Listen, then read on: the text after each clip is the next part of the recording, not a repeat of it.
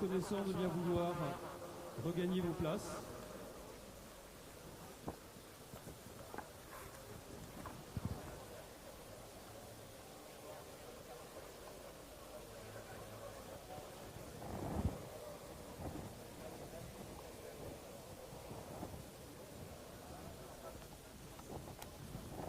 Mesdames et messieurs les chefs d'État, nous vous serions Mesdames et messieurs, chefs d'État, de gouvernement, regagnez vos places, s'il vous plaît.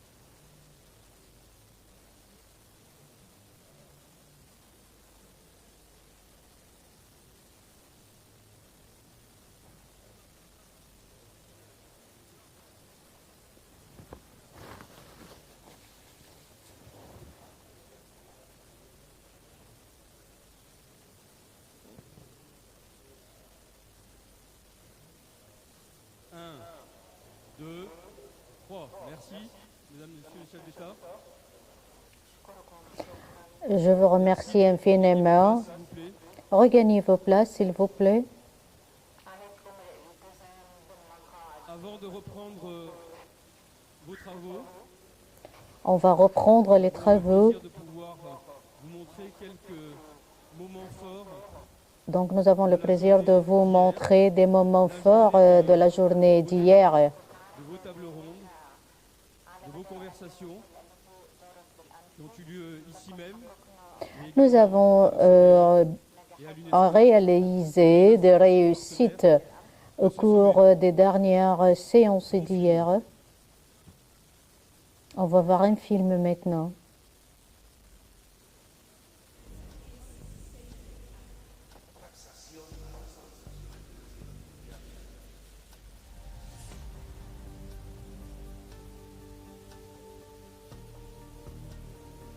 C'est un honneur pour nous d'accueillir ce sommet pour un nouveau pacte financier mondial.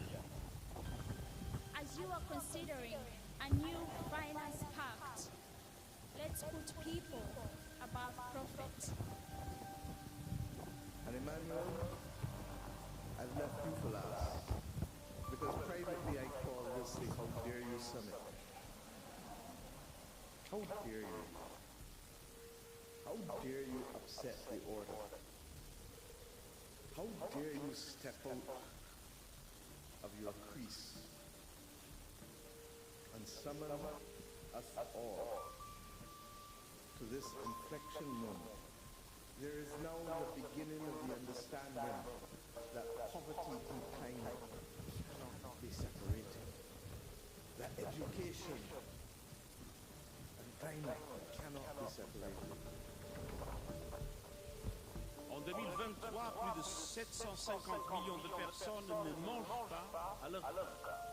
Et des dizaines de millions de personnes supplémentaires sont en train de basculer dans l'extrême pauvreté.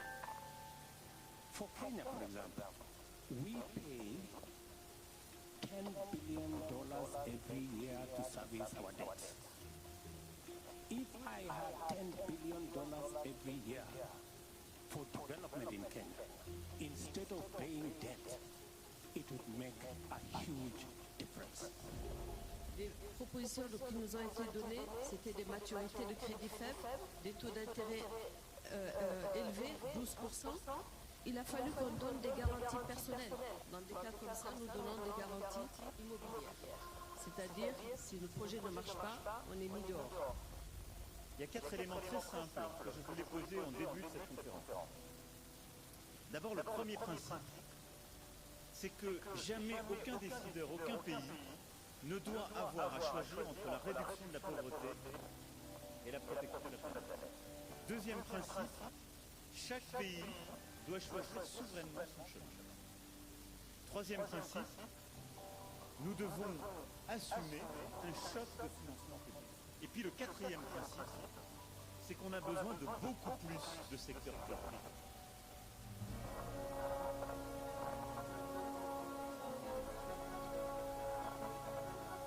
Our job is to eliminate poverty, but on a livable planet. Today we are announcing a comprehensive approach that significantly expands the World Bank's toolkit for crisis preparedness, response, and recovery. This is my announcement. We have reached 100 billion on lending of SDRs. That was our target from 21. We have achieved that target. Unless and until we come out with a fair, equitable, and judicious formula of distribution of resources, financial resources, this world will never live in peace. I am pleased that the principle of solidarity expressed in Hiroshima resonates at this summit meeting in Paris.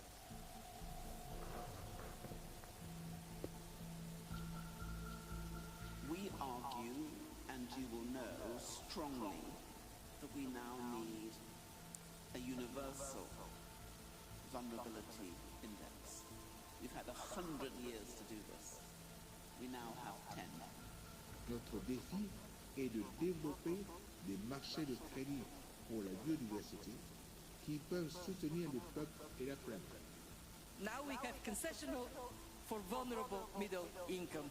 I'm determined that we do it by giving them quality of life and giving them jobs, because it is the best way to drive a nail into the coffin of poverty. That's the only way. That we'll be announcing $50 million in new investments for the Blue Orchard Latin American Caribbean Gender Diversity and Inclusion Fund. MDBs are leveraging machines. So let me end here with a call for us, the MDBs, to work together to scale this type of instrument, which is a very pragmatic, palpable thing to do.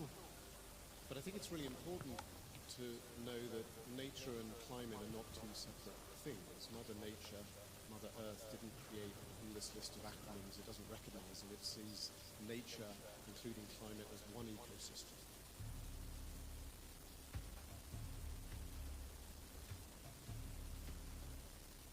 So we're actually thinking about how do those who are impacted and affected by crisis play a bigger role in actually determining the types of funding they need and the locations that it needs to go to. Les trois sujets, écologie, sociale et démocratie, sont trois sujets intimement liés si on veut avoir des solutions efficaces. We are saying we want one that does not bring the baggage and the toxic conversation of North versus South. We do not want a conversation that is going to take us to developing versus developed, emitters versus non-emitters. No. We find the performance of bank accounts where women have been given assistance are actually doing very well. They never become non-performing assets. So in all these systems of architecture, we're not just now talking about the needs on climate and the needs on development, but how do you pull women in, not just to the conversation, but to change policies? Nous allons signer aujourd'hui, en tout cas nous venons d'avoir un accord avec le G7 à travers le JETP, Just Energy for Transition, où le Sénégal s'est engagé à monter à 40% d'énergie renouvelable à l'horizon 2030. So by and large, the message from the African continent is now clear. We are on board. Okay, we want to join the international community. We don't want Africa to be left behind.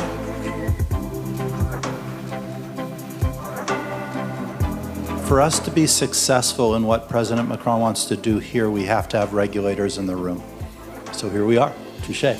We are determined to engage with all stakeholders and all market participants to make sure that private capital can be mobilized to fund low-income countries, and especially to support them in the energy transition. In the Global South, we have a lot of money available, and in the Global South, we have a lot of projects which need finance. So it's our goal is to bring together those two parties, right?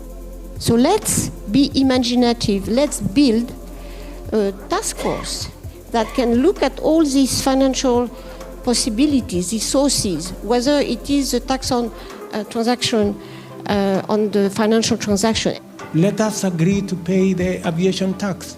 We have no problem. Let us agree on the shipping tax, and we want to pay.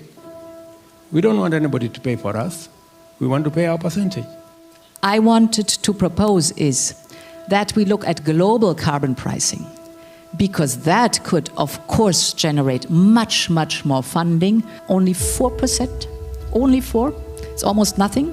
But these 4% have already generated last year $55 billion.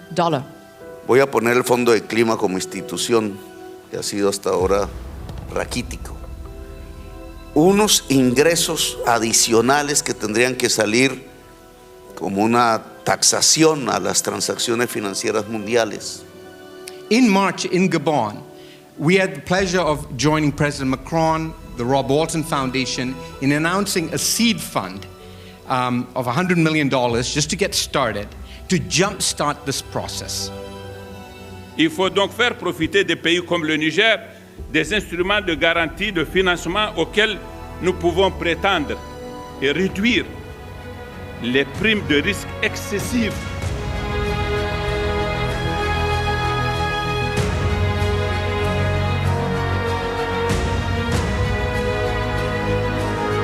Les prochains mois qui seront marqués par des rendez-vous internationaux, c'est l'occasion pas simplement d'être d'accord sur un constat, mais sur des actions à entreprendre pour tenter de modifier la manière dont on se comporte, la manière dont on agit.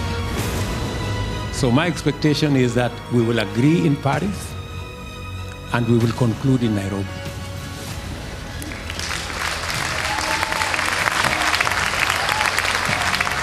The people of the world are watching what you do here. Please remember the people, we, the people.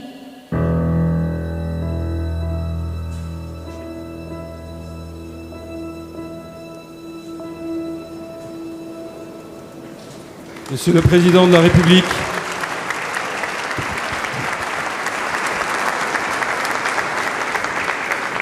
merci beaucoup et bonjour à toutes et tous. Merci d'être là. Alors, d'abord, on va donner les canaux de traduction. Moi, je suis un esprit très pratique. Alors, le canal numéro 1, c'est quoi? Alors, canal numéro 1, pardon. Un français, 2 anglais. Mais vérifiez, je sais que le portugais, c'est le 6 pour Monsieur le Président Lula. Un français, 2 anglais. Chacun a la traduction qui lui va. Ça marche? It's okay, la numéro 6. Est-ce que tu as la traduction en portugais? 3 espagnols, 3 espagnols, arabes, et 5 chinois. C'est la 6. Tu as la traduction en portugais? Oui, c'est la bonne. Est-ce que le président Lula a une traduction en portugais ou pas? Est-ce que quelqu'un peut venir changer? Tout le monde a sa traduction ou pas? C'est portugais, toi aussi. Je crois pouvoir dire que les gens qui ont une traduction en portugais n'ont pas accès à celle-ci.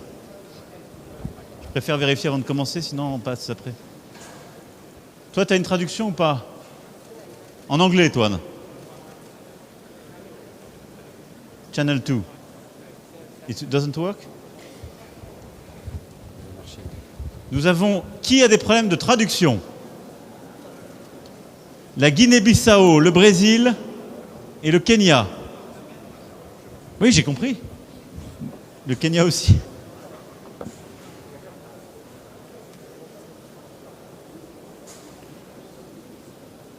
Mais je sais, mais tout est traduit à partir de maintenant. Tout est traduit à partir de maintenant, Monsieur le Président. Est-ce que c'est traduit là? Comment c'était le film qui n'était pas traduit? Non, mais là, je teste. Est-ce que c'est traduit? Est-ce que le président Lula a accès?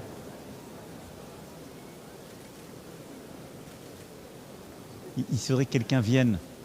Parce que sinon, ça peut durer longtemps. Bon. Monsieur le Président.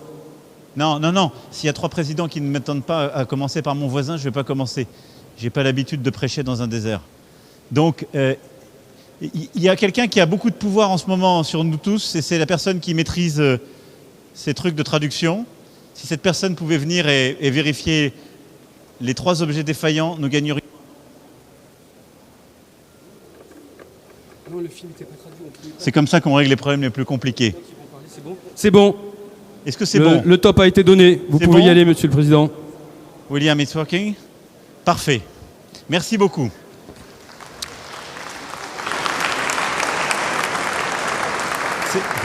C'est déjà un premier acquis collectif.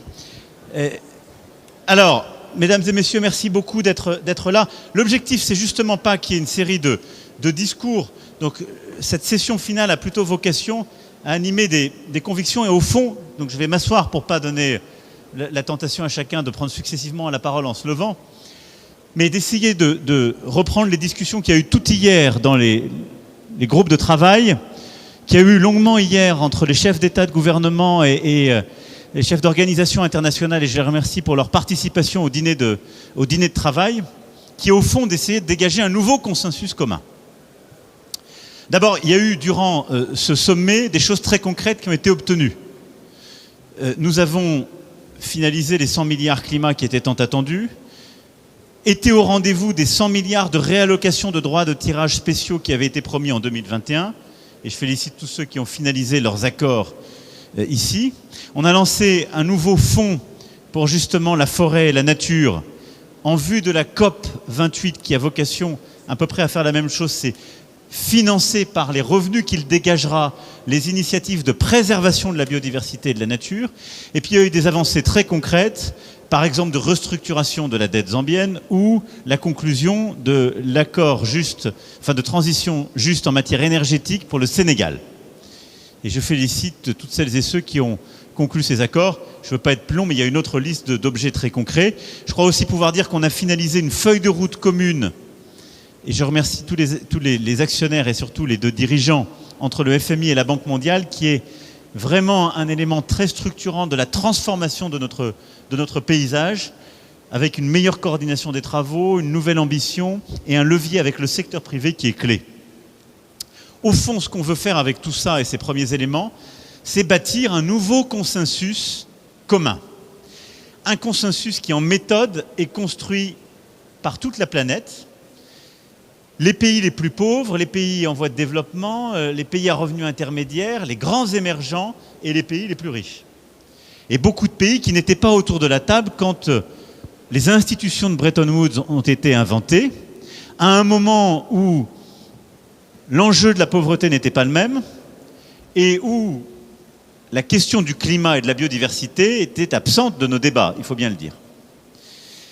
Et donc, l'agenda que nous sommes en train de fixer avec cette méthode, pour moi, est très important. Et l'objectif qu'on doit se donner, c'est d'essayer de manière très simple d'avoir une forme d'engagement politique à l'issue de nos débats,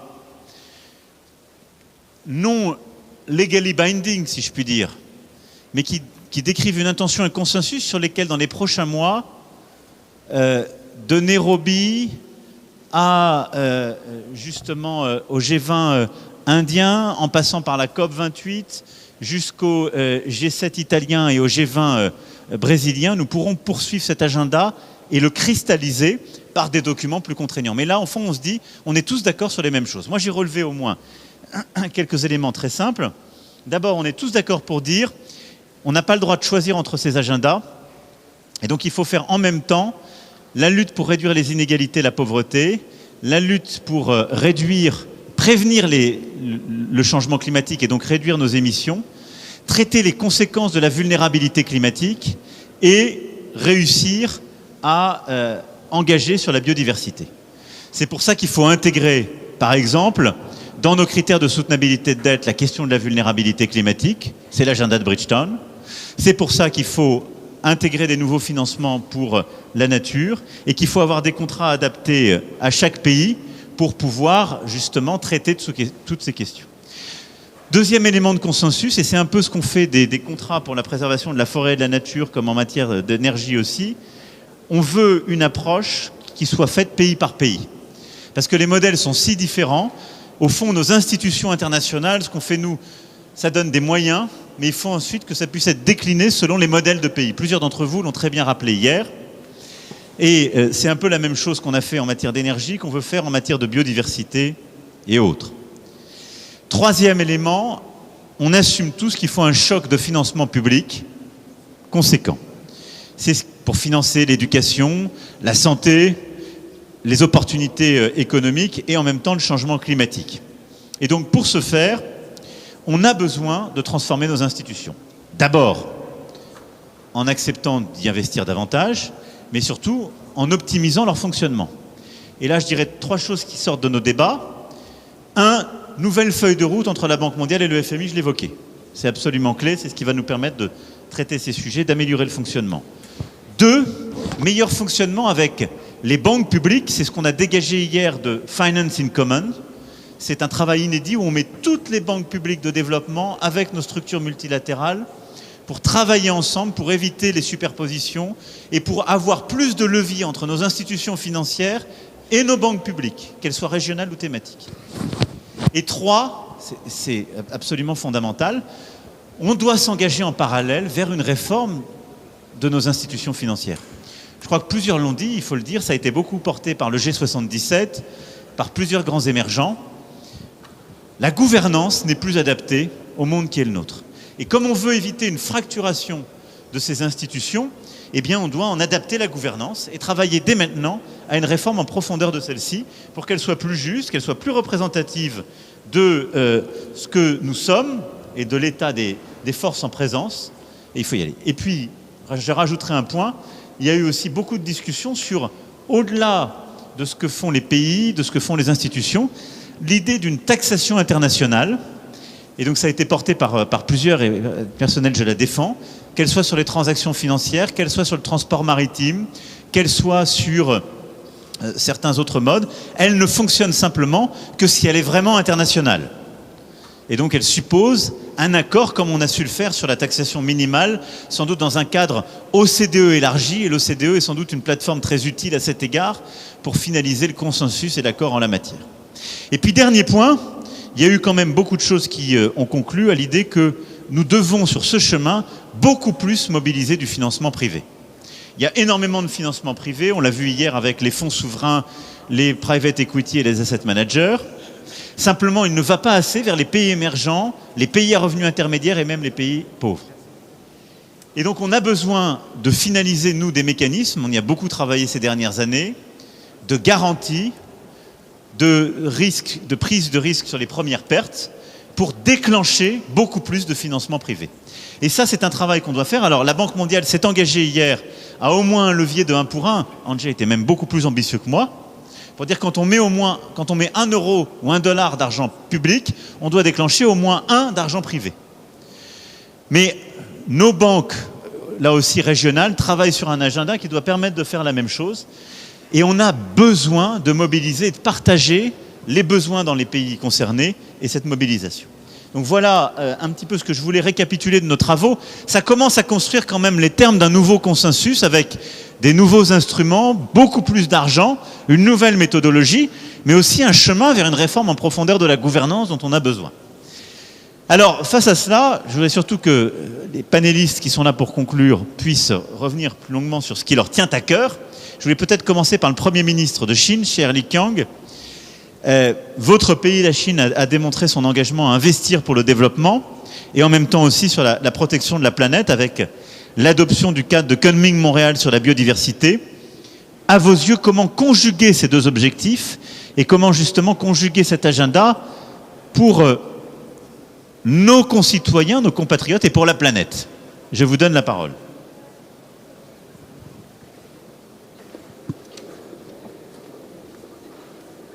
尊敬的马克龙总统，尊敬的各国国家元首、政府首脑，各位国际组织的负责人，各位同事，各位来宾，女士们、朋友们，大家上午好！很高兴能够到巴黎参加由马克龙总统亲自提议亲自主持的新全球融资契约峰会。我觉得这次峰会啊，聚焦全球发展面临的燃眉之急，契合了当前的形势和各方的关切，具有很强的现实意义。我首先代表中国政府对马克龙总统以及法国政府对举办这次峰会所做出的努力表示钦佩，也向你们表示感谢。中国政府历来高度重视全球发展和全球治理问题。最近几年来，习近平主席先后提出了全球发展倡议、全球安全倡议、全球文明倡议，得到了国际社会的广泛响应。中国解决全球问题的主张，不仅是中国向国际社会昭示的重要理念，更是我们中国自身实践发展当中的生动写照。一是作为全球经济的重要引擎，中国为世界经济发展注入了持续的动力。过去10年，大家也知道，中国对世界经济的贡献率基本上维持在30%左右，成为世界经济压舱石，成为世界经济的动力源。今年中国经济已经出现回升向好的态势，我们1季度的 GDP 增幅是4.5%，这个4.5%这个数据应该说是好于主要经济体的国家，或者说我们是位于主要经济体今年1季度增幅的前列。中国超大规模的市场、完备的产业配套的优势是十分显著的，经济长期向好的基本面没有改变。中国的发展对全世界不是威胁，而是巨大的机遇。无论世界风云如何变幻，中国都将坚定不移地推进改革开放，推动高质量发展。我们会进一步对接高标准的国际经贸规则，让世界各国分享中国发展的机遇。二是作为全球负责任的大国，中国为应对气候变化做出了巨大的努力。大家也知道，中华文明历来崇尚天人合一、道法自然，我们始终秉持人和自然的和谐共生的理念，积极实施应对气候变化的国家战略，加快调整我们中国的产业结构、能源结构。我们一直倡导绿色低碳的生产方式、绿色低碳的生活方式。过去10年，我们的年均 GDP 增速是6.2%，但过去10年我们的能量消耗的增速只有3%。我们中国单位 GDP 二氧化碳的排放量累计已经下降了35%，煤炭消费占整个能源总消费比重已经下降到12%左右。我们国家的风电、光伏发电等绿色电力专机容量和新能源汽车现在稳居世界第1位。中国人信守诺言，认真履行联合国气变框架以及巴黎协定，力争2030年前实现碳达峰，2060年前实现碳中和。我们也携手各国走绿色、低碳、可持续的发展之路。中方愿意加入法方等国家倡议的人类自然与人类高雄性联盟。三是中国作为全球发展的贡献者，我们为国际减贫和发展事业提供了强劲的动力。消除贫困是人类共同理想。过去10年，我们中国组织实施了人类历史上规模最大的脱贫攻坚战。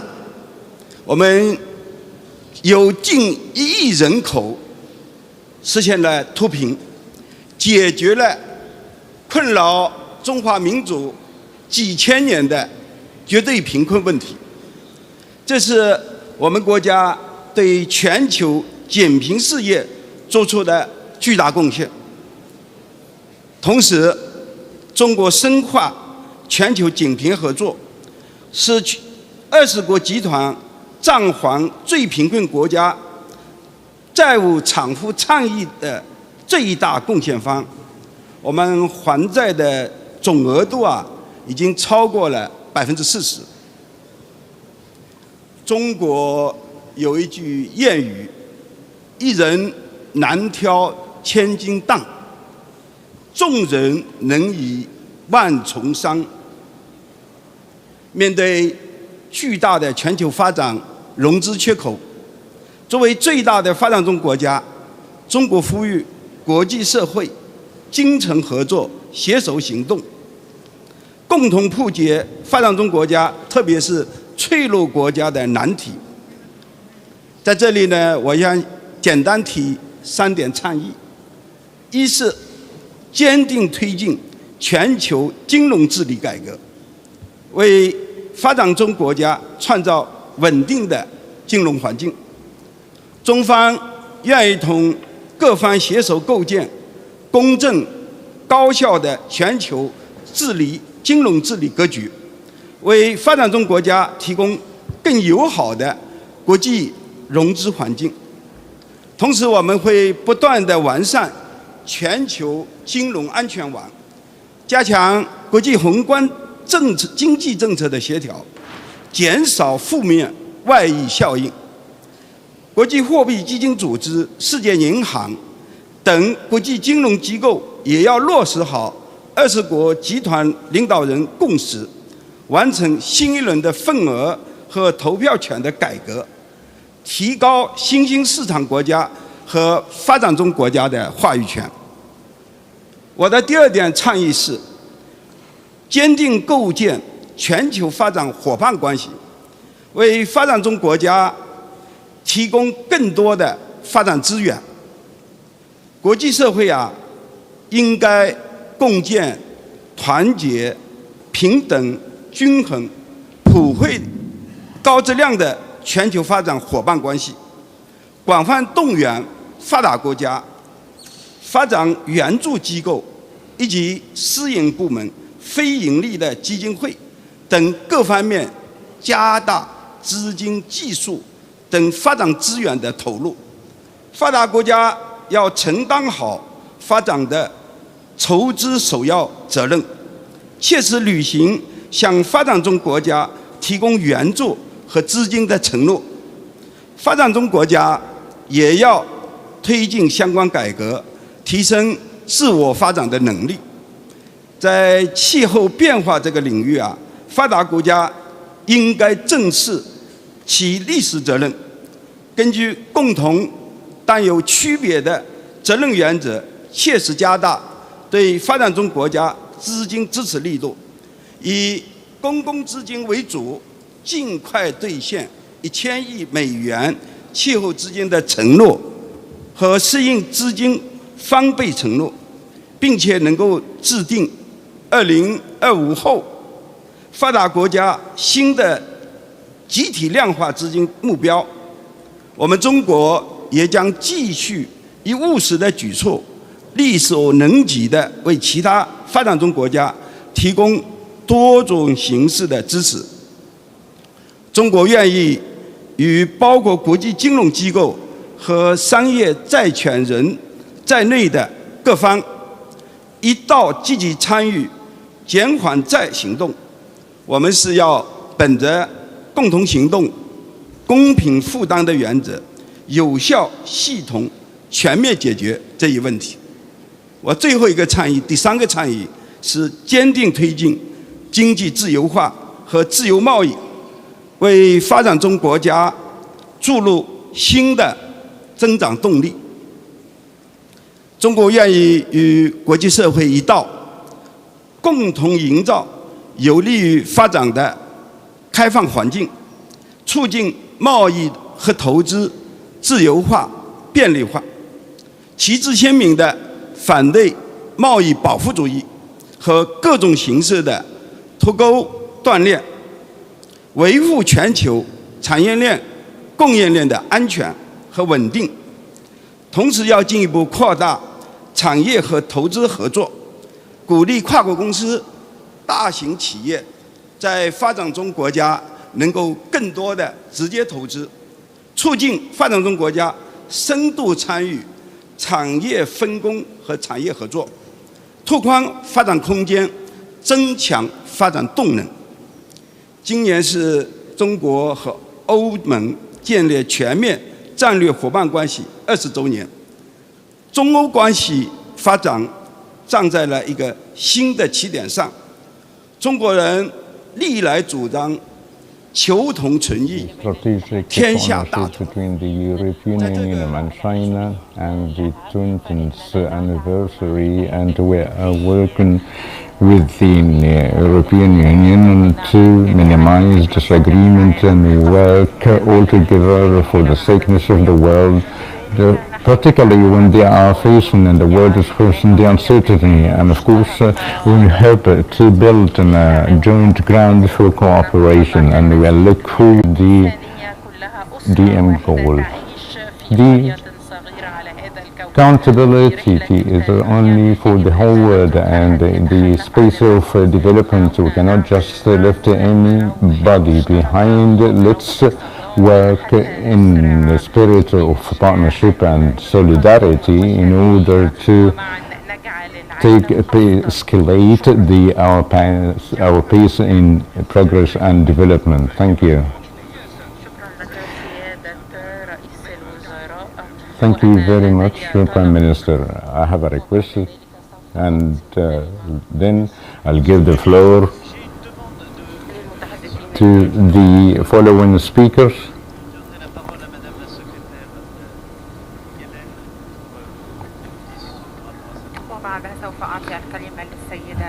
Ma'am, the Secretary General, in the last year, the expansion of the SDR allocation. And the idea was that the countries of Africa would get a greater share, a greater part of that allocation. That didn't happen. The traditional formula was applied. And I think that what that tells us is that whatever it is that we want to propose here, we need also to dial into the details of those proposals so that we have a realistic chance of having the proposals implemented. The second, finance is a major challenge for the nations of Africa to initiate the adaptation and mitigation measures that are needed to confront the climate crisis. We have large sums of money that are readily available on the continent, which can be brought into play. And I refer to the huge sums of money that are taken out of the continent illicitly. We've been told, ever since Thabo Mbeki's committee, that we're dealing in the order of $100 billion a year annually of monies that are taken out of the continent illegally, illicitly. One can imagine the significance of bringing this money into play. Were we able to plug the loopholes that permit these outflows to take place? What I would suggest is that we recommend that the African Union and the G7 OECD countries establish a working committee to deliberate on this matter and make recommendations for action by the two groups. We can talk about a 3 to 6 month period. A lot of work has already been done in this area, but we need to have a dual approach to how these matters can be resolved. And I believe that if we're able to do that, we would make a tremendous impact on the financial problems that bedevil the African continent. So I would suggest that if there is agreement around this idea, that we find a place in the summit declaration for the idea of this joint working committee. I'd like to end by saying that, like all my colleagues, we want to thank you, President Macron, for bringing us together. We also thank our sister, Mia Motley, for the important part she played in preparing the grounds for this summit. Thank you very much indeed, sir. Thank you. Merci beaucoup, Président. Je vais peut-être donner encore un peu de secondes à Madame la Générale de l'FMI pour qu'elle puisse rendre compte sur la question des 100 milliards de réallocation de droits de tirage spéciaux, parce que je pense que c'est utile pour tout le monde de savoir où nous en sommes, qu'est-ce qui a été engagé, qu'est-ce qui est déjà engagé dans des programmes, comment ça marche. Okay. Merci, monsieur. Merci, Monsieur le Président. Merci, Monsieur le Président. I want to thank all those countries, developed countries as well as emerging market economies, who have pledged to provide part of their special drawing rights that were allocated in August 2021, so we can lend at highly concessional terms for 20 years with 10.5 years grace period. In other words, provide vital resource to low-income countries as well as to vulnerable middle-income countries. Barbados was one of the first to cross the finish line, and now we have 7 countries, among them Bangladesh, Rwanda, Costa Rica, Seychelles, Kosovo, that have tapped into this financing that was made available.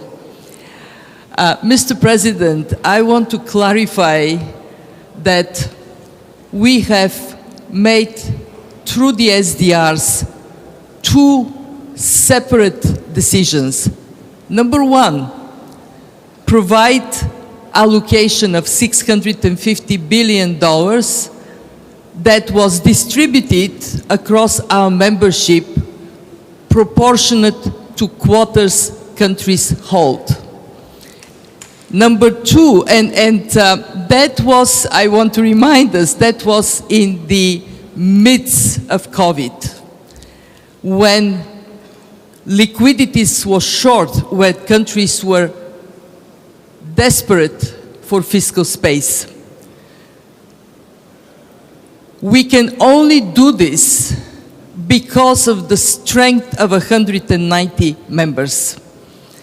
Those among our members that have that financial strength make it possible to allocate SDRs to everybody.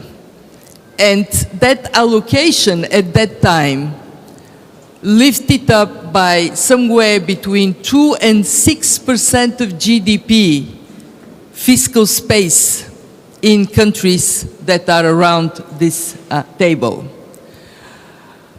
The second step was a brave decision to on-lend SDRs from countries that got it but don't need it to countries that really badly need it. And at that point, we made a commitment to mobilize 100 billion.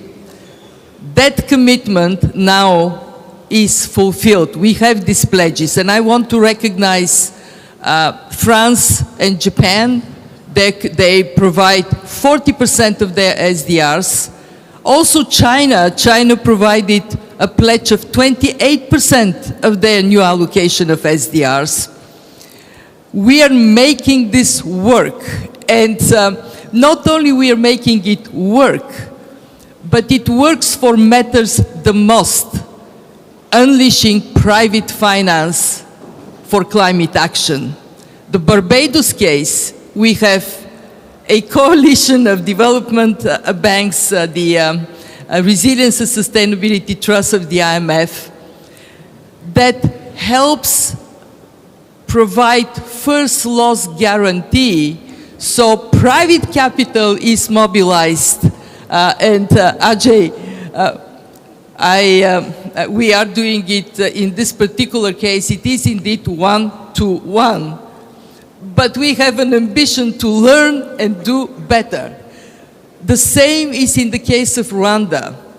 We are mobilizing a coalition of development finance with the Resilience and Sustainability Trust based on work done by the World Bank on what policy should be implemented, that is offering first loss guarantee, mobilizing private finance. So there is a lot of confusion. I admit SDRs is somewhat archaic. Nobody quite knows it, aside of Miss Yellen, who wrote a paper on SDRs, and me, because obviously I'm in charge of the SDR department. But for everybody here, my neighbor, President of Sri Lanka, asked me, Kristalina, why are you doing only 100 billion? Why not 200 billion and 300 billion? My answer is, we are doing something new. It requires protecting the reserve quality status of SDRs, but creating long-term concessional resource for countries. We have to do that prudently. We prove it works. We go from 100 to 200 and then to 300. But I would not rush, because if we undermine the reserve quality status of SDRs by willy-nilly doing something not so good, then we won't see that multiplier impact coming. I hope this clarifies this issue once for all of us. Mr. President, President of Ghana, did it clarify it for you? Merci beaucoup. Je pense que c'était important de pouvoir dire que les engagements sur les 100 milliards ont été tenus. Il y en a déjà plus de 60 qui sont arrivés dans les caisses du FMI, 10 programmes qui ont été lancés, 10 autres qui vont être lancés très vite. Et donc maintenant, ce qu'on va faire, c'est aller chercher les 40 milliards sur les 100 qui ont été engagés pour qu'on ait la totalité du programme. Et il faut faire plus. Mais c'était une première. Et en 2 ans, c'est trop lent aussi à mes yeux, mais on l'a fait. Et donc on n'est pas au même point que lors du sommet du financement il y a 2 ans. J'y tiens parce que sinon on fait que des sommets pour parler. J'aime bien rendre compte de ce qu'on a décidé. Bonne transition pour donner la parole à Madame la secrétaire Janet Yellen, et merci beaucoup Janet d'être avec nous, sur justement la réforme du système financier international et cette Evolution Agenda de la Banque mondiale et des autres banques multilatérales que vous portez. The floor is yours.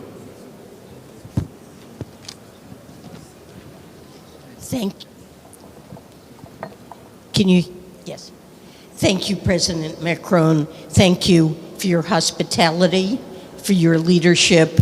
Thank you for bringing us together to discuss how to align our efforts to reduce poverty and also to address climate change and other global challenges. I think it's clear from this summit we do have consensus. We share the goal of securing a more prosperous, healthy, and livable planet. And it's also clear that there's political will and commitment to multilateralism to translate intentions into actions. Indeed, I'm pleased to share this stage with colleagues from around the world, including Premier Li Qiang. As I said in a speech earlier in the year, as the world's 2 largest economies, we have a responsibility to work together on global issues. It's something we can do and something the world expects of us.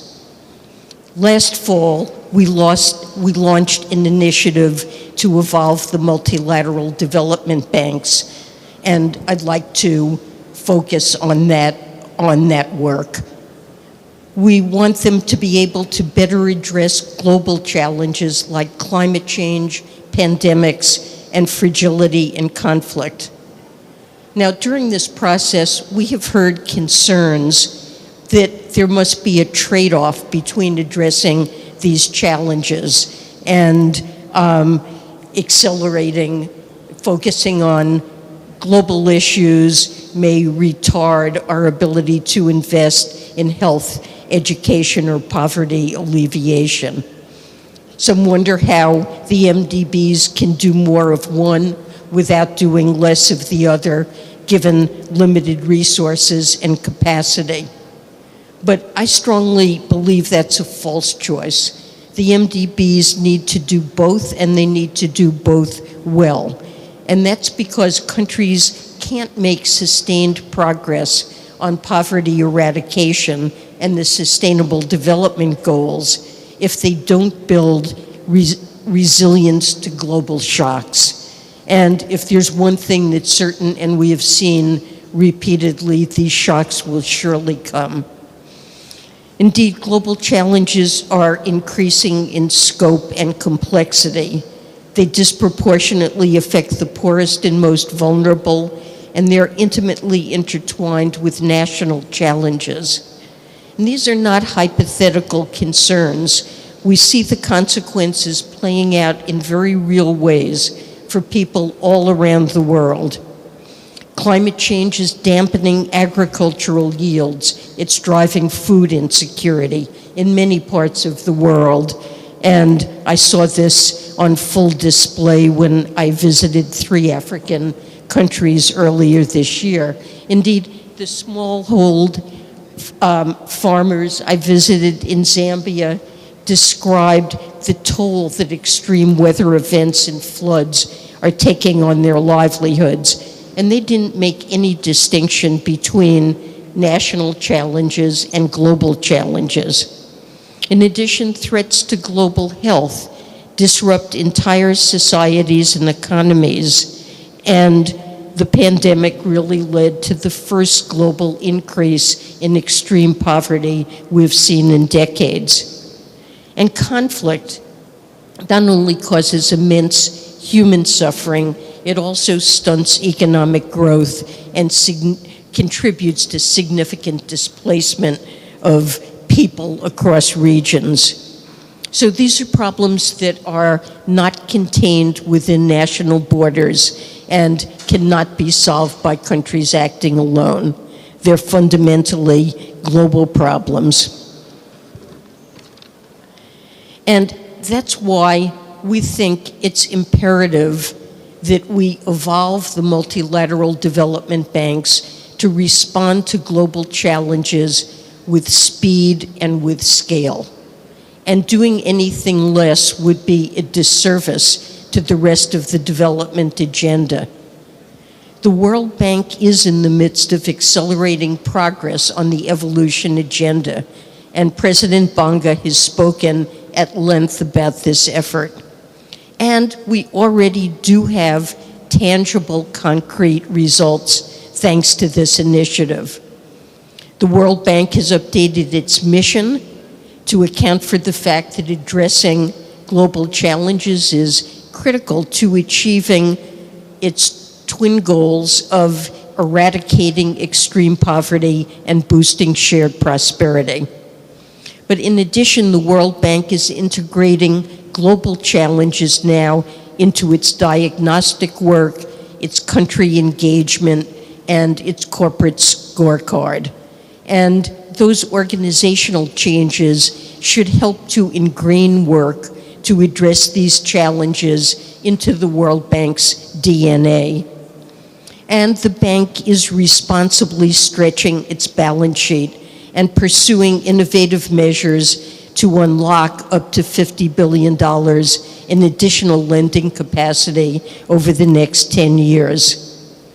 As part of this agenda, we believe that the MDBs as a system could actually unlock $200 billion in new lending capacity over the same time frame through balance sheet measures that are either already under implementation or being deliberated.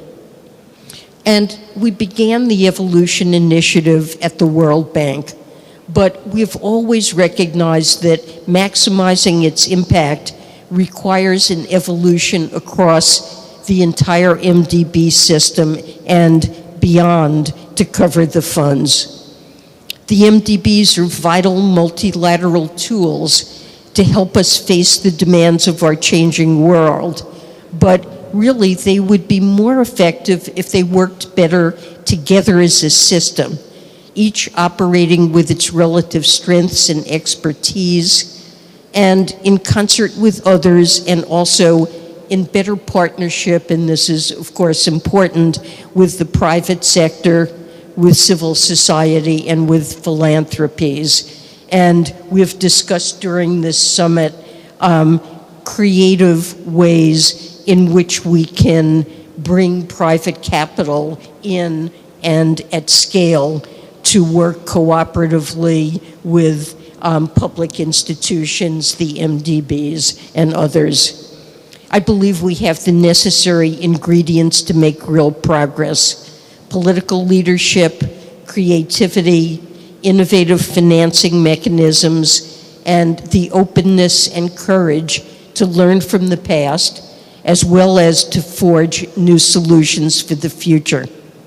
With strong collective action across all shareholders, management, and other critical partners like the African Union, we can help meet the aspirations of people around the world, and we need to do this urgently. Thank you.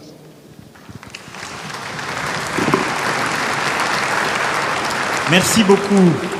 C'est beau, en effet, les 200 milliards qu'on peut mobiliser à travers justement les innovations qui ont été décidées et les changements sont très structurants. Vous avez évoqué à plusieurs reprises la question de la résilience face au choc, et en particulier la question de la vulnérabilité climatique se pose. Mia Motley a joué un rôle très important autour de cette conférence à travers l'agenda de Bridgetown, puis Bridgetown 2.0, en posant justement très clairement dans le débat la question de la lutte contre la pauvreté, des défis des pays intermédiaires, des pays en développement comme des pays intermédiaires, et celle de la résilience climatique. Mia.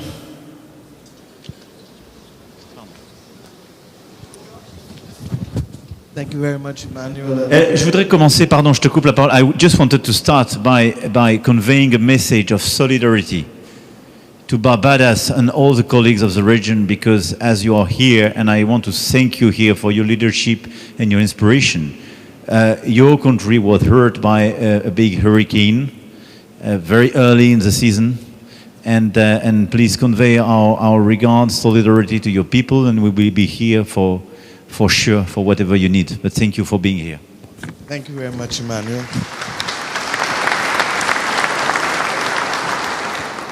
And thank you for recognizing that the Eastern Caribbean, as we speak, is facing Tropical Storm Brett and its continued effects. And we appreciate the solidarity expressed by you and others here.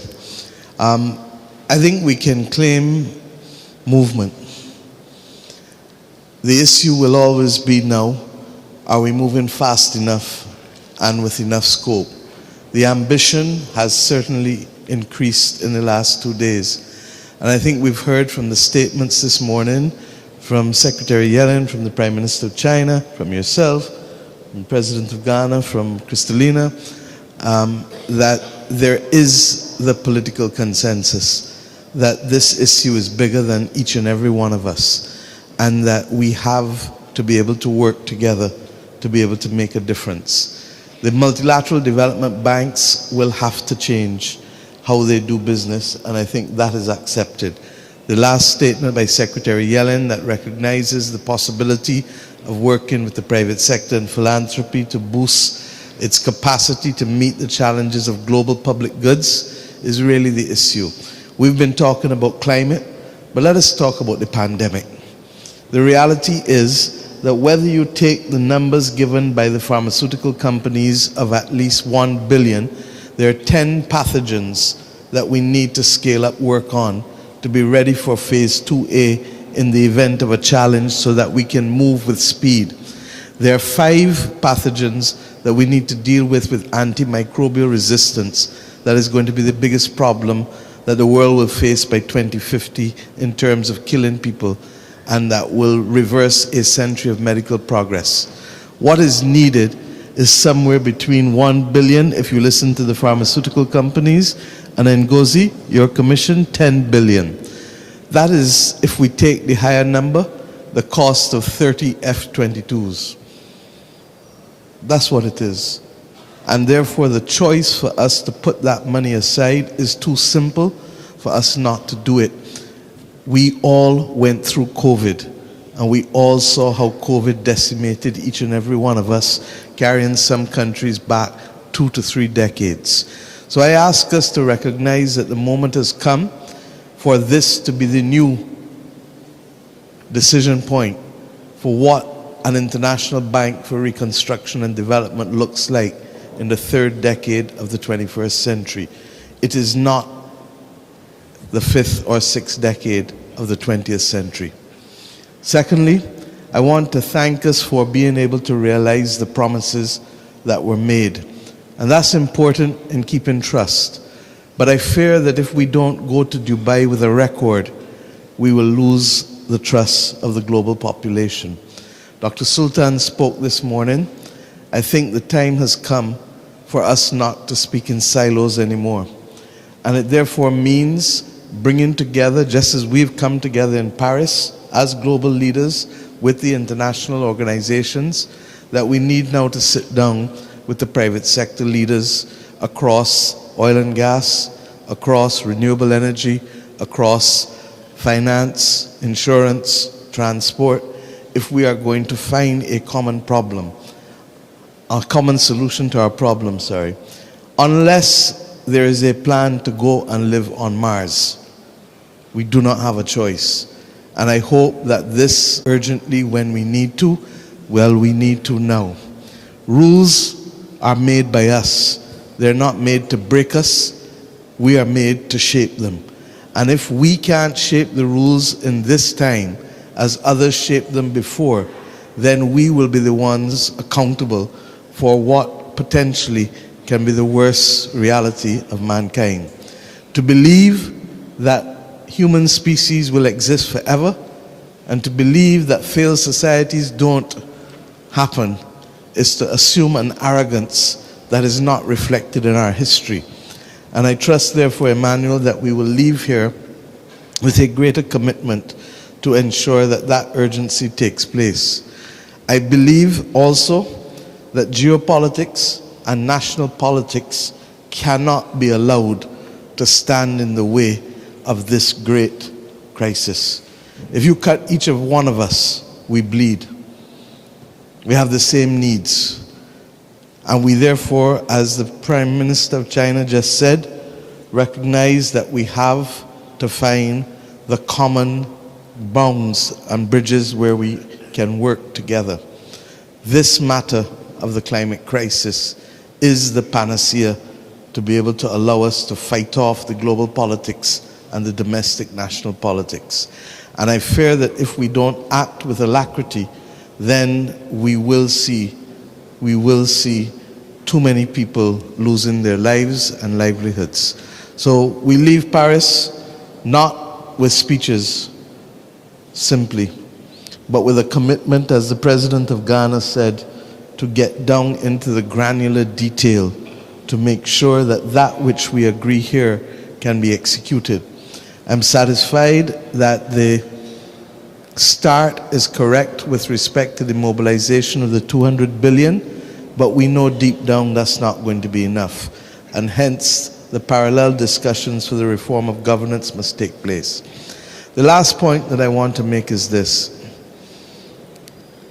Difficult discussions require courage.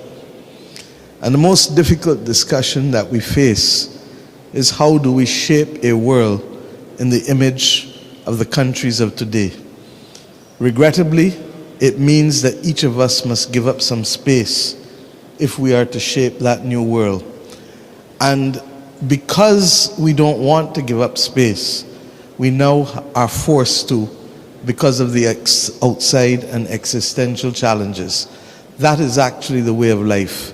Life presents us with the things that we least want to do when we least have the capacity to do it. But if we don't summon the courage to rise to the occasion, then we will pay the ultimate price. We have never had the appropriate discussions for the dismantling of an imperial order. And whether it is in the United Nations system or whether it is in the multilateral development banks, regrettably, we continue to see first-class and second-class citizens. Bob Marley had a song called War. We would do well to go back and read the lyrics of it, and not just to read them, but to walk the walk and to talk the talk. I want to thank each and every one of us who has come here, because above all else, I sense a genuineness in the hearts of people here, because I think deep down, we all realize this is our moment with destiny. Thank you. Thank you, Mia.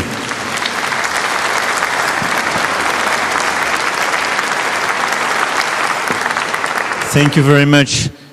Je vais peut-être maintenant donner la parole au président Azali, qui est pas simplement le président des Comores, mais aussi celui de l'Union africaine. Il est bien familier des enjeux d'insularité qui ont été évoqués à l'instant par la Première ministre Mia Mottley, mais aussi ceux de la grande pauvreté. Peut-être pour nous dire comment il voit justement la redéfinition de cet agenda à la fois pauvreté et climat pour le continent africain. Président.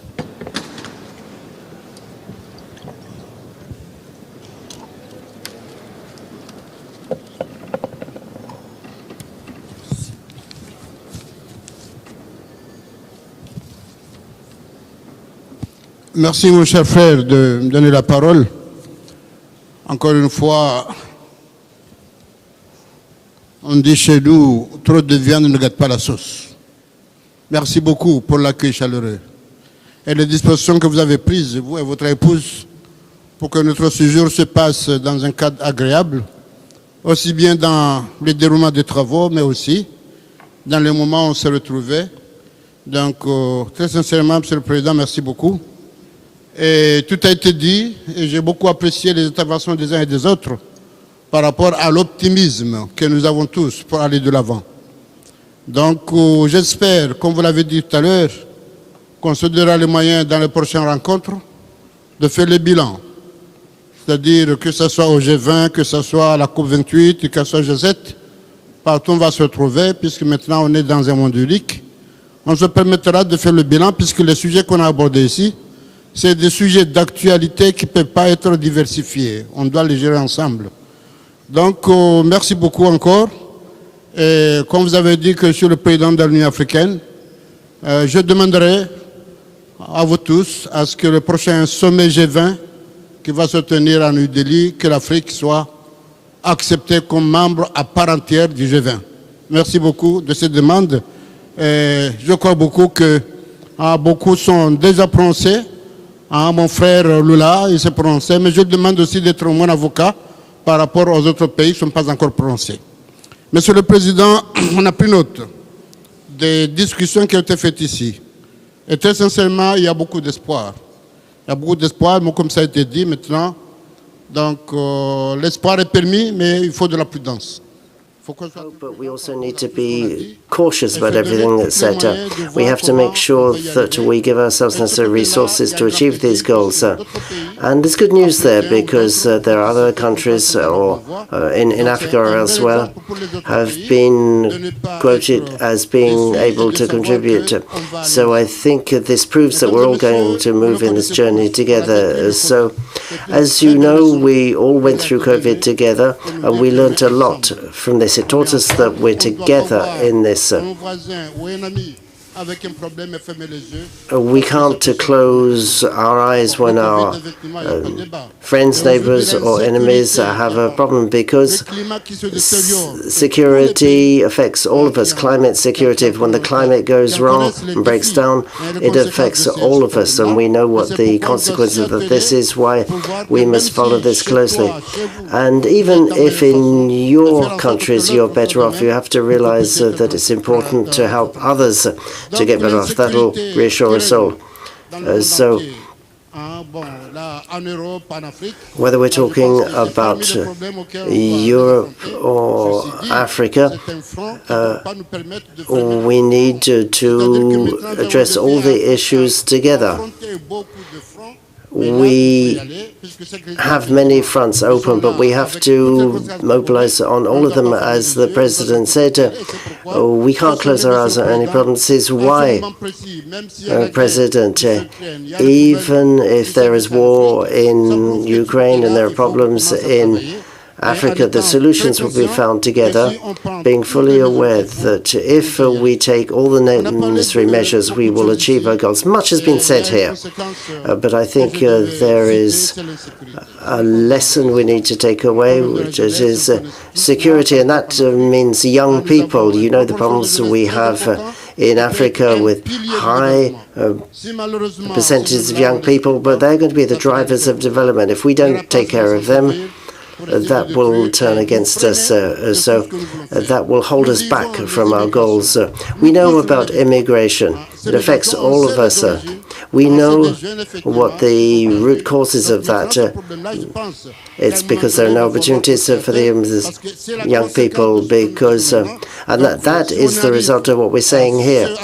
So if we manage to tackle that problem, I think that will be something that will deliver tangible results. So if we're talking about young people and training, it's the private sector entrepreneurship that needs to intervene to help people take care of themselves. And that's what we need to do. If we teach young people to take care of themselves, I think that will be more security for everybody, for those who are able to work and those who are no longer able to work. So in conclusion, I will turn to the bankers.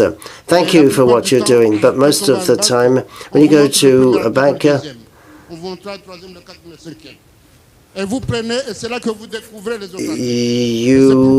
have a certain number of things to do, because you're always asked to be flexible.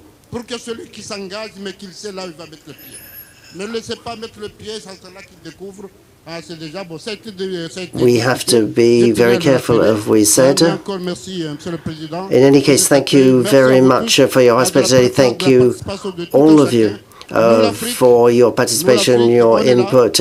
We from Africa are part of this.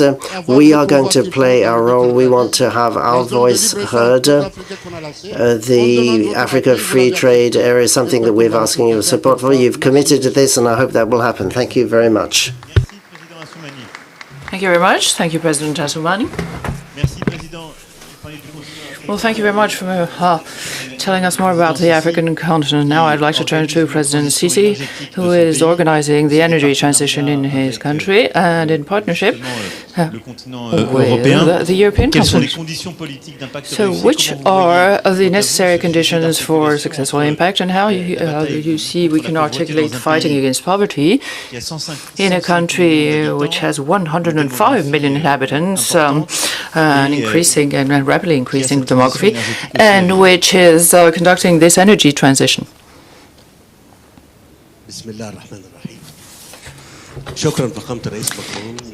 In name of God, I would like to thank you, Mr. President Macron. First of all, allow me, ladies and gentlemen, to express my sincerest thanks to President Macron for organizing this conference. I would also like to thank the President for his friendship, for his unflinching support to Egypt. This comes as no surprise to us, since France has always been alongside Egypt, and we would like to thank you, President, and thank France for it. So my speech will be slightly different from that of others, and I hope you will forgive me for expressing myself in a different way. I took part in the Climate Summit in 2015 in Paris, and at the time, and I apologize once again if I speak very openly to you I have no intention of pointing my finger at anybody in particular. I'm just saying that in 2015, there was a driving force here in Paris in the framework of the Climate Summit. And at the time, we had allocated $100 billion,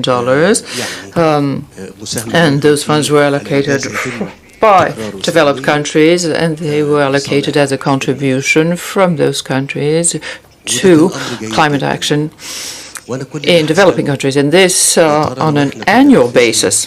Now, this was very good news, but I'm wondering today whether we lived up to our commitment of providing $100 billion on an annual basis since 2015. So I'm turning to you, decision makers here in the room. You all know that there's a great difference between drafting a beautiful plan and implementing it. So very often when we move on to the implementation stage, we see that the results are not necessarily in line with what we had imagined. For 2 years, I took part in several conferences and summits, and all of this I did with all of my African colleagues. We went to Yemen, to China, to India. We also went to Russia, to the UK, etc., to India. We went all over to attend conferences and to be the apostles of this cooperation with the African continent, and namely with the industrial countries moving ahead pretty fast. Our colleagues, my African brothers,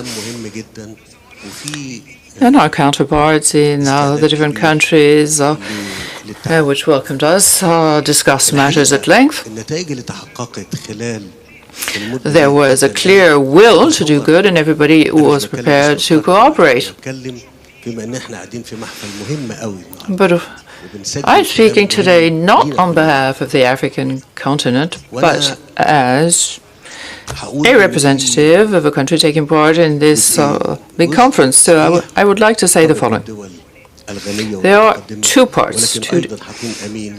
One part that involves more advanced countries, rich countries, but there's also the other side of the same coin, i.e. the part that involves developing countries. We as well have a role to play. I mean, in all effectiveness, we have ideas that we can provide, and I would like to insist on this point. During COP27, we had drafted a new platform. Set it up. Germany, the US, and Denmark accepted to fund $10 million. This would allow us to cover 42% of our energy mix. So we have set up a partnership with developing countries and advanced countries, but this doesn't prevent us from coming up with good ideas to find a solution to our problems. So I'm just telling you what we did so far. One of President Schulz's advisors also worked with us on a project of having an electric train. This was part of the Sustainable Development Project and in the framework of Actions for the Climate. So this was part of finding new means of transportation that are either less polluting or non-polluting.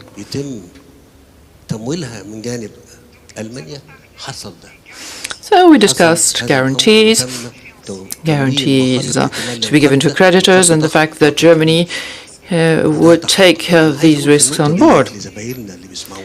Germany accepted, and that was made possible because of this contribution given to us by Germany. We were able to set up the project. So this is a dynamic project that needs to keep going, and that we all need to take part in.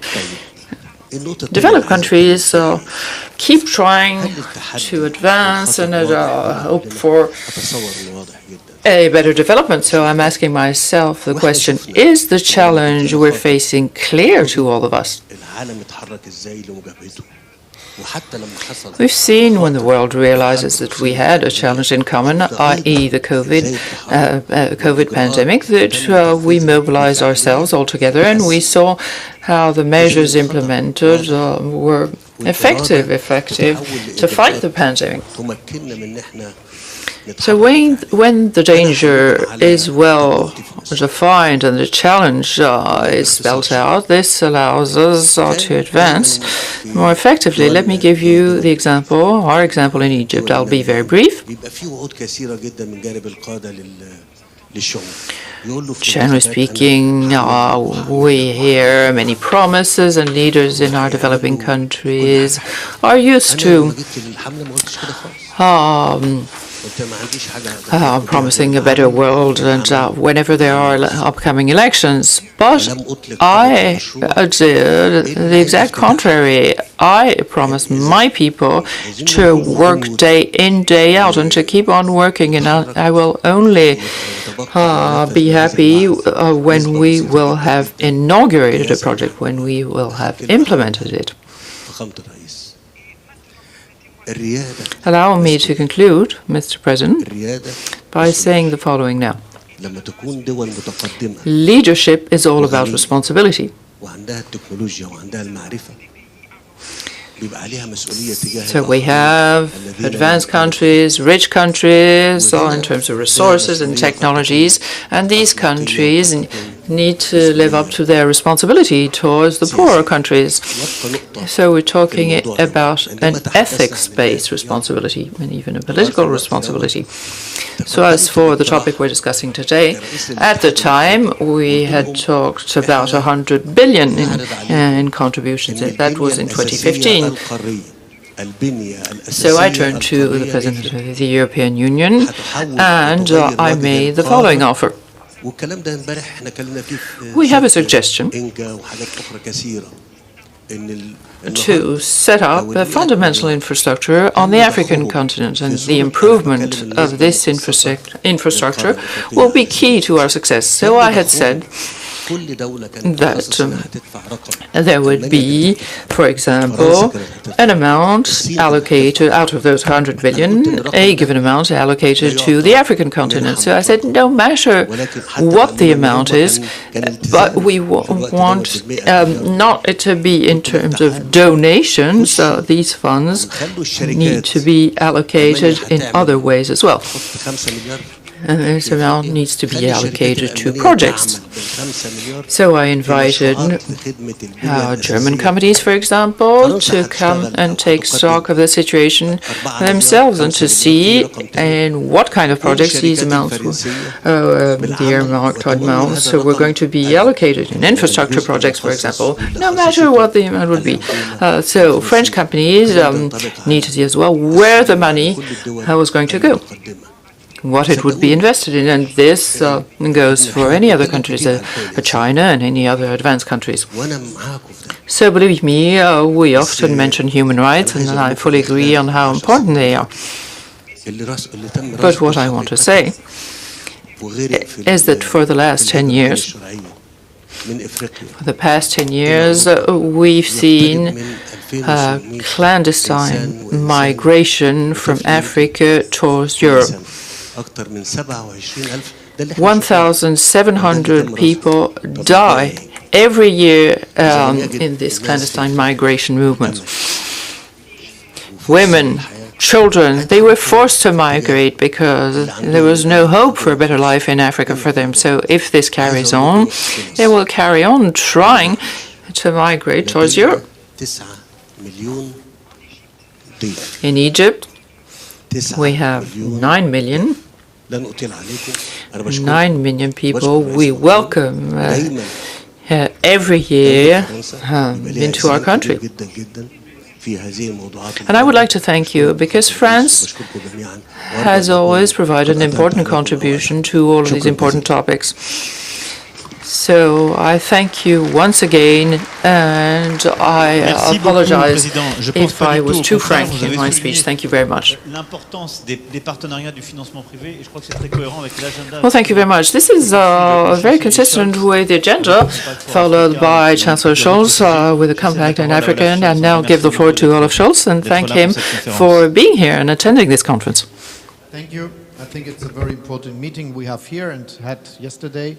A lot of questions have been discussed, many proposals have been made, and they are all about the relevant question how we can fight poverty and give chances for development and how we can fight climate change. And we learned together and agreed, I think this was said by many, that this is not an alternative. It must be our aim to make it happen that we meet both challenges. As there are a lot of meetings where a lot of speeches are held, I think it is also important that we always walk as we talk. This is what you said, and I do agree very much. So it is always important that especially the more economically stable and successful countries do their contributions and that they stick to the things they say all the time. The first question, I think, is that we are sticking to our words, speaking about development aid and climate financing. There are a lot of aims that have been agreed on in meetings in the past following the Paris Agreement, and I think there will be more to come in the next years. But it is important that we do something, that this really works. And so just speaking about Germany, we will stick to what we do, being front runners in development aid financing and being front runners in finding international climate financing. And I ask all to participate in this because it is about walking as you talk. The second is that we have to do ourselves what we ask others to do. So if we understand it is a necessary aim that we fight climate change, and in the case of Germany, we say that we will be ready with a CO2 neutral industrial country in 2045. This means a lot because being strongly industrialized, it's not just about housing or some forms of mobility or the electric grid, it's about industry. And that's a big, big change from today. And this is what we do. And we are now having a lot of aims. And one of them is in 2030 we will have 80% of our electricity production coming from renewables. This is just one aspect of all the things that have to be changed. But it is also a very good message to the rest, because if we do so, we are using and developing technologies that could be used cheaply in many other places. It is not in the end that sticking to using fossil resources is cheaper if we are successful with our technological advantages we are working for. And that is feasible now. It is not a question of the future, something to be done later. It can be done now. And so also in this case, we have to walk as we talk, speaking about these questions at conferences like this. There is a debate about the international financial architecture, and my view is that really we have to do something to work on the questions of reforms of the World Bank and the multilateral development banks. And there is this evolution roadmap where Germany worked very much with many partners for the World Bank and for the multilateral development banks, and I appreciate very much that so many are supporting this activity, including the new president. And I think this is very important because we need a change to have more money that could be used with just changing the way how these banks are managed and the framework for their activities, and if we do this very fast, this will have a very concrete outcome for many people, and I'm very happy that this is now going forward and is supported by so many. Secondly, I think we have to fight against the problems of nature crisis, coming especially from climate change, but not only. And if you are not a very rich country, it is much more difficult to face these crises if they are happening to you all at once. And because of this, I think it is necessary that we work together. And the global shield that has now been agreed should come into practice, and that we form something that gives countries that are in that desperate situation gets the necessary support, because otherwise they will not be able to work on this question. Working for against climate change is also something where we have to discuss with our businesses and our industries at home. And when we do so, they always ask us that we should give them security that when they follow the path, this is not a risk for them in competition with other countries. And yes, this is true. But what to do? It is about tariffs? I doubt. I think we have to understand that we need something extra. And that is the idea behind the International Climate Club, which has been founded and which is working now with so many countries from the global south and more to come. Because it's the idea to cooperate when we have the same ambitions, though we are following different paths to get there. And doing this, I think, is a very important aspect for world economy to be safe when this big change all over the world is taking place. I think also it is important that we understand that it is not just about development aid and international climate financing, which is necessary, and I said it must be huge and we must stick to the things we say. It's also important that we make it that businesses are investing in the countries of Asia, of Africa and South America.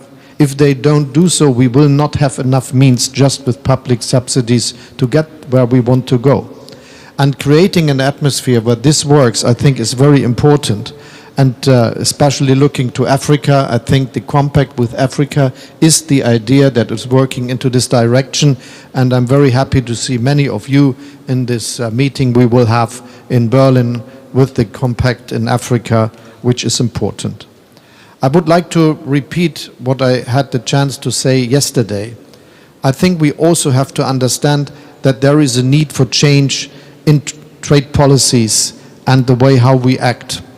And one of the aspects is about exploration, excavation. There are a lot of resources spread all over the world. But the way the global economy is dealing with them is that we take them from the ground and then bring them to countries and work there. Yes, a lot of things will be done in countries where there is a lot of industry to work with, but I think the first refinement should be done in the countries where the resources are. This would create jobs and growth and gives the chance that we also invest in the environment over there, and for also especially looking at indigenous people and others, because otherwise it is just a story of some people becoming rich using the resources. It should be something that is happening at the places where the resources are. And let me continue with what the next question, which bothers me a lot, especially looking at the consequences of the Russian aggression against Ukraine. We learn from this war not just about the dangers to our peace, security arrangements, but also that there is just a very few countries producing fertilizers that are so important for the world. And though the natural resources and the economic abilities are there in Africa, for instance, or the South of America, or in many Asian countries to produce fertilizers, it's still monopolized by a very small number of countries.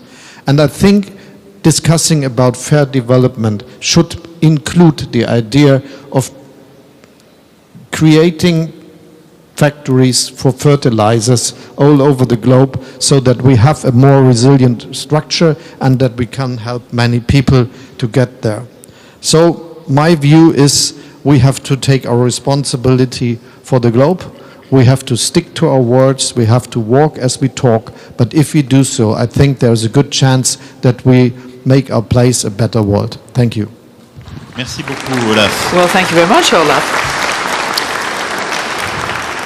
Je vais demander au président Hichilema peut-être de revenir sur come back and talk about these topics and our debt issues, and I would like to congratulate him on the agreement that was passed to renegotiate Zambia's debt. Mr. President, you have the floor. Thank you very much, President Macron, and for hosting us and for everything else that my colleagues have already mentioned. So thank you. I also want to thank all of us, heads of states and government that are present here, and our partners, our own institutions, multilateral institutions, and obviously I do appreciate that we have other stakeholders that are here, so thank you very much. Let me be abusive a little bit, President Macron, and start by doing what is necessary on behalf of our people of Zambia, to thank greatly the achievement that was scored yesterday. One of the deliverables for this summit, and President Macron is aware, I came down here and requested that obviously also the President of China, that we should ensure that by the time this summit takes place, we'll have delivered the Zambia debt restructuring project. And as at yesterday, this is one of the deliverables at this summit. Thank you to China. Thank you to France for chairing the G20 framework. Thank you to South Africa for being the deputy chair for this process. And also to all of the countries that in one way or another supported this process to reach the conclusion it did yesterday and the benefit it would deliver to other debtor countries, because Zambia was more or less used like a guinea pig. And we are now in this situation, and we hope that the lessons of that process can be learned and learned correctly and be applied to the other processes that will commence starting, I believe, following this summit. I must give special thank you to the US government for their support, European Union for their support. Indeed, most of us as debtor countries also were speaking to each other, learning from each other. Thank you very much. Let me move quickly to the issue of, I can't forget creditors. Creditors. Thank you so much to the creditors, all of you, diversified as you are. Obviously, some are large, some are smaller, but without your cooperation, this was not going to be possible. But I must also say, thank you to the people of Zambia for their patience. We took this project as one of our responsibilities before we formed government as an opposition party, that debt restructuring was a critical deliverable for us. And the people of Zambia were very patient, extremely patient, pain on the other side because of the structural adjustment, the structural processes. And if there's one lesson that I want to share with other countries, that leadership is crucial at the country level, to be clear of what you want and say so to your people. The people may not support everything that's necessary. Institutional reform, consumption expenditure controls, I dare say, habits of corruption are enjoyed by many in our countries. And when you put reforms, you confront them as well. But it's important to be intentional as leaders and then deliver that to our communities. They will go through the pain, but they will support you, as Zambians have done that. Thank you very much to the people of Zambia. Let me put context to this. Poverty, climate change. We have already argued that these are intertwined. There's no question about it. Let me draw the first aspect of the connection. even before we talk about financing, new financing, more financing, when countries are not growing economically, you cannot expect a poor person to carry an additional burden. That is necessary to drive growth, to drive development. So poverty actually exacerbates the climate change mitigation measures, I argue. And it's very clear. If you are asking your poor people to switch energy sources, can they afford from charcoal to clean energy? They're already stressed. So we need to find mechanisms to support the poor in our countries, less privileged. I heard this word called poverty, the poor, but the less privileged, to be able to come through to support the changes that are required to mitigate climate change negative effects. I think that's very, very important. It's also true to say climate change, on the flip side, has imposed new obligations on the less privileged. For example, a farmer you saw, a farmer you went to visit,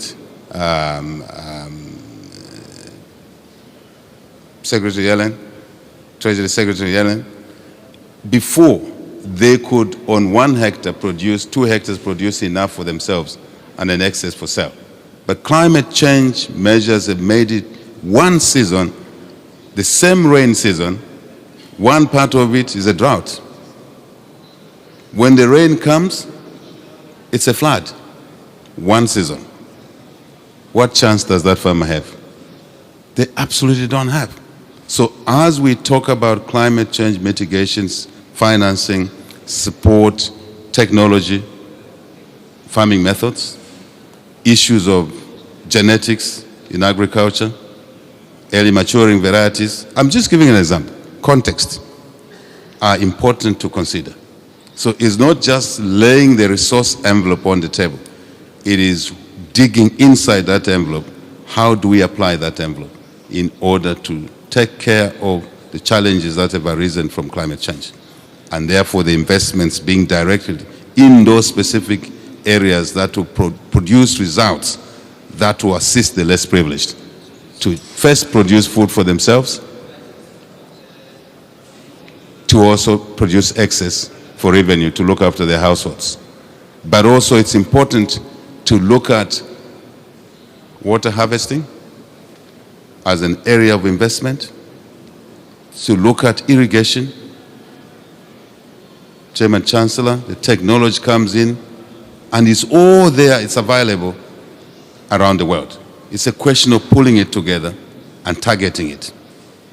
Let me also indicate here one of the lessons of our debt restructuring that is applicable to poverty reduction, to climate change, is the issue around speed at which we do things. G20 framework, when we took office 21 months ago, this discussion was already in train. Now we've been in office 21 months. Yes, we're very pleased that it happened yesterday. But for the countries that are coming after us, there is need to expedite the processes. Just that, whether it's, if you like, energy transition, as Senegal was involved, is involved in that, we must just be conscious of time.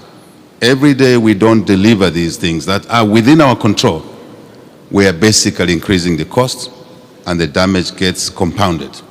I think it's very important. The next lesson I want to suggest here, relevant to the subject on the table, is that German Chancellor's point yesterday at dinner, repeated today, is so important for us as a global community to mobilize resources, yes, but these resources must be invested to help grow the economies of the less developed countries. Very important, because by doing that we are creating capacity in those economies to mitigate against climate change and obviously poverty reduction. So value addition, not just with the electric vehicle industry that is coming through, huge industry. It is important, President Macron, that we look at deliberately investing in extraction, critical minerals, for example, in value adding these minerals in country. Obviously, that will help the growth side of the GDP, create jobs, business opportunities for the transactional chain in there, if I may call it that. So I think this must be deliberate as well. Rather than generic discussions, we must dive deep into the envelope and begin to say, these are requirements, these are needs, these are minimums. And it will mutually benefit, as somebody said yesterday, not to polarize the conversation, the North and the South. It will definitely, if it's structured properly, benefit the North, the South. And that's not the debate we must be engaging in, but mutuality for greater good, for a safe world, for a world that we can pass on to the next generation in a responsible manner.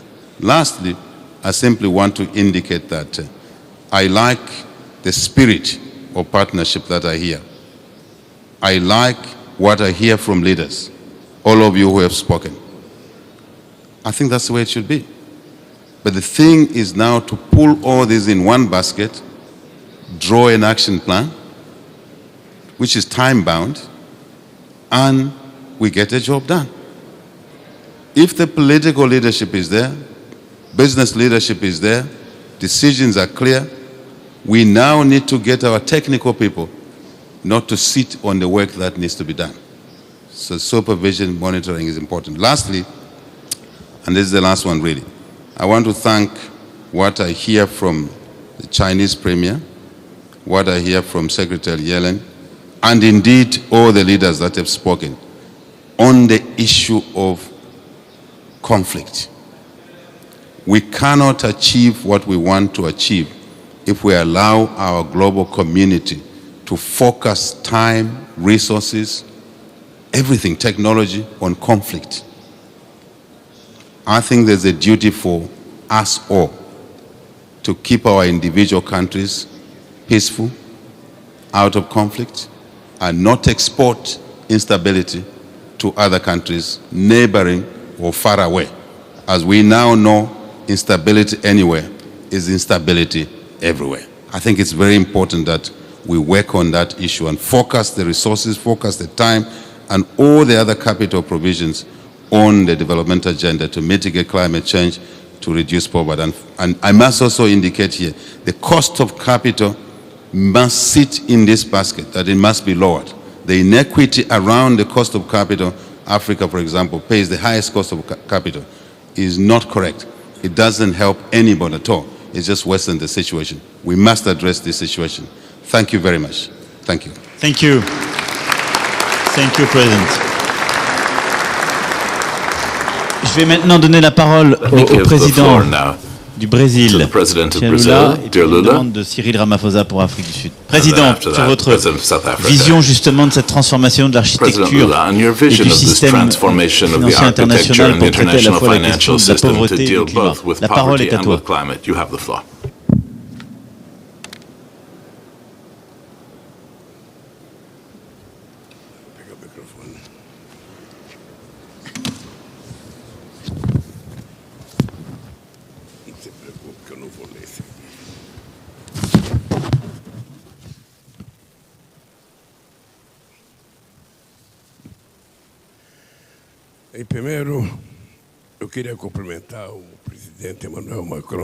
Let me salute the President of the French Republic, Emmanuel Macron, on whose behalf I also greet all of the heads of state and government participating at this high-level meeting. I should also like to greet the ex-president of Brazil and now the president of the BRICS Bank, with whom I also salute all of the representatives of development banks and other banks present here. I am speaking, of course, of Ms. Dilma Rousseff. I should like to say to you, Mr. Macron, that since yesterday evening, I have changed my speech. I went to Italy. I prepared a speech and I've changed it 10 times and I'm not going to use it, I'm not going to read it out. I would like, however, to sound the alarm on something very important. In 2025, we'll be holding COP30 in a country of the Amazon basin. And I hope that everyone who loves Amazonia, who greatly admires Amazonia, who says that it's the lungs of the world, I hope that those same people will participate in COP30 in Paraná State so they can have an idea of what Amazonia is. Because many people talk about Amazonia, but few people have actually been there. It's important to know what Amazonia is. In Brazil, Amazonia represents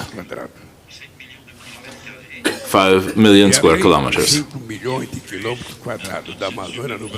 And beyond that vast surface area, we also have Amazonia in Ecuador, in Colombia, in Peru, in Venezuela, in Bolivia, and also in Guyana, and Suriname. And of course, French Guiana. So we will, on August 14th, organize a great meeting in Pará State with all of the presidents of the Latin American region making up the Amazonian basin so that we can set forth a proposal for COP28 in the United Arab Emirates. We'll be having discussions with Congo and Indonesia because what we would like would be to share and have a single proposal from countries that have great forest areas. And we want to make this heritage not simply in environmental terms, but also economically speaking, to help people who live in forests. In the Brazilian forest, we have 400 indigenous peoples, and of these, or rather, these speak 300 different languages. In the same region, there are many problems and difficulties, especially organized crime, and there's often people who act in very bad faith and act in such a way that the forest is cut down and planted with soybeans or corn, or that cattle is raised there, whereas it's not necessary to do any of that. The business leaders responsible for this know that this is happening. They know they're doing bad things. They know that this will create serious problems, even with products that are meant to sell to other countries. That's the first thing I wanted to say to you. Brazil is a country which has an energy mix which is the cleanest in the world. In terms of electricity, 87% of our energy is renewable, whereas in the rest of the world the figure is more like 27%. For energy as a whole, 50% of Brazilian renewable energy is renewable, whereas in the rest of the world we see more like 15%. And that means that we are on the right path. We're going to meet our campaign pledge of zero deforestation by 2030. We're not only talking about Amazonia, but also about other biomes, the Pantanal, Caatinga, the Cerrado, the Atlantic forest. There are 5 major biomes that we must look after, all of which are being attacked year in, year out. There are fires,